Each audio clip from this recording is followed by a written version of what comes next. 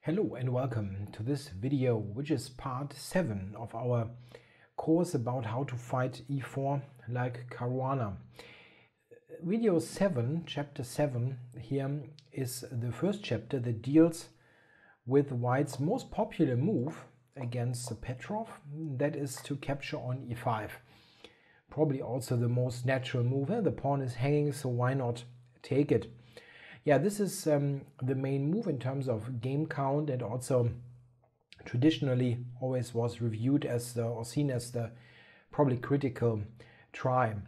We are dealing with this move in 3 chapters, and I would like to briefly show you the structure of those chapters. So what's in this video, what's in the others. After knight takes e5, black goes d6, and we have now 2 overwhelming main lines and a couple of side lines.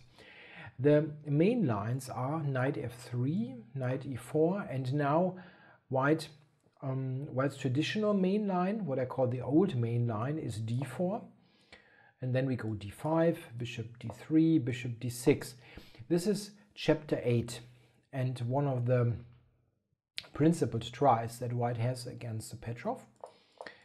And the so-called modern main line is knight to c3. This is dealt with in chapter 9, the final chapter of our course. So those 2 main parts of knight takes e5 are dealt with in separate videos. This video is looking at all the possible sidelines that White may play to avoid those well-trodden paths. So what is possible there instead? After d6, the knight is hanging and has to make some kind of commitment. And the first move that we're going to look at is a controversial one, and that is knight takes f7, the so-called Cochrane gambit. White gives up a piece very early on, and we, of course, have to take it. Now let's have a look. White is sacrificing a piece already on move 4, and he gets only 2 pawns for it. What White wants to do with the sacrifice is to build up a huge center.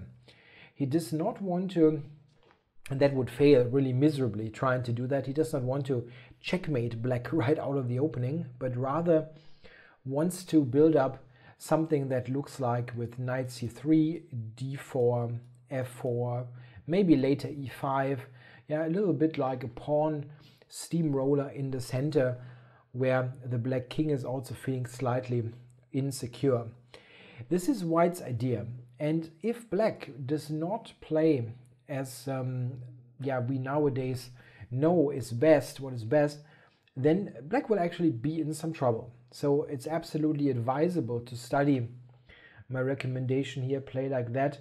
If you do that, I think it will be White who's rather in trouble, but we have to admit that this knight takes f7, while not being good, is not losing straight away. That is not a line that should cost White the game. He just is definitely rather in trouble, if anything else, if black plays correctly. So let's have a look how it continues.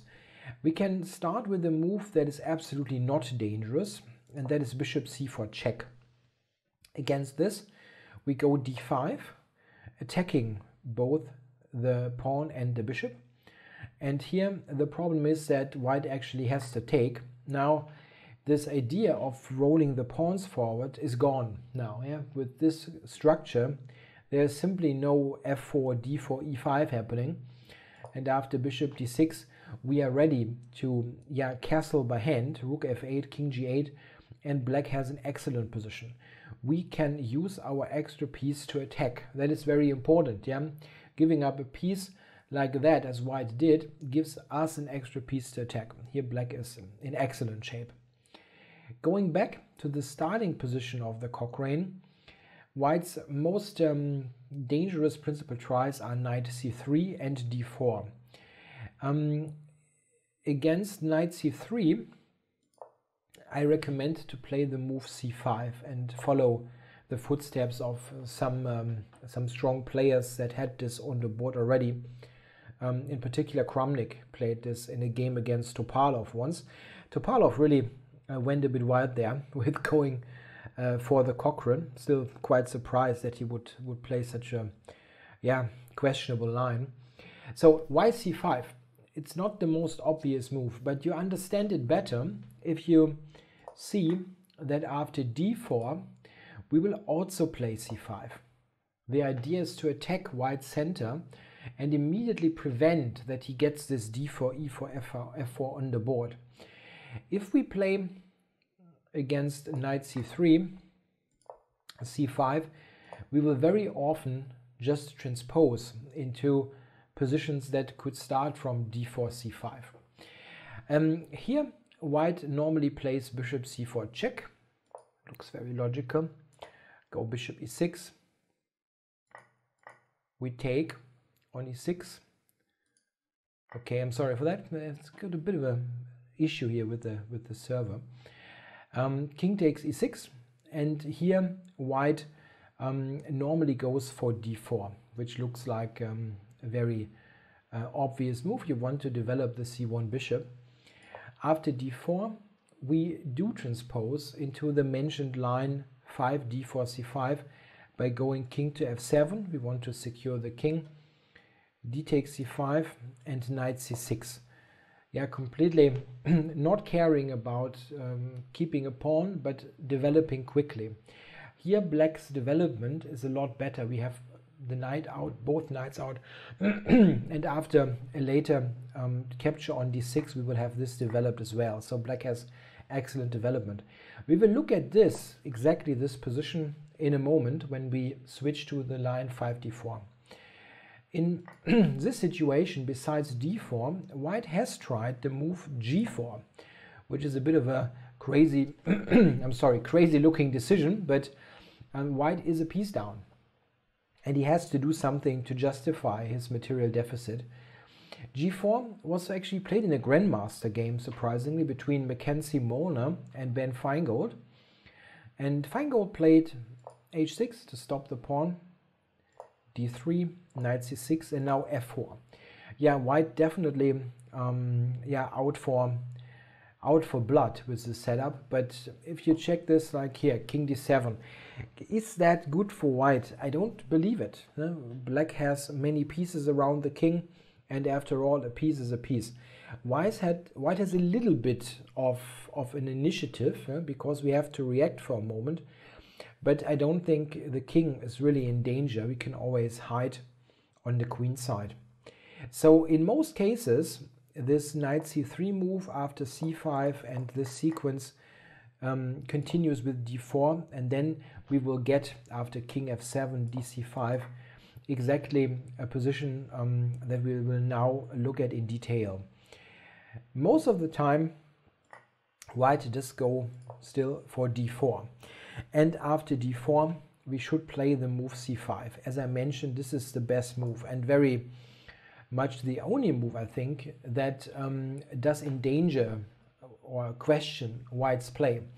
You should definitely not play something like bishop e7 or g6 or bishop e6, moves that trying to just develop slowly, and let's see what white does.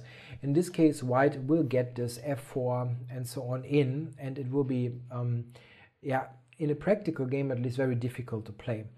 Also note that of course we cannot take this, as queen h5 is very annoying. We have to step onto the e file now, and then we lose the knight back. It's surprising that a couple of strong players fell into this little trap. So c5 is what we have to do, and I think here black can be quite happy about the resulting positions. If white now checks, we have seen the same idea before, that white might check. If you enjoyed the free video preview, make sure to go to chessable.com/fightlikecaruana to get the full course. The full course with the Move Trainer and video sync technology is an excellent way to learn all the ideas and strategies connected to this repertoire. These lines were essential in Caruana's fight to get the world title match, and they can be an essential part of your opening repertoire as well.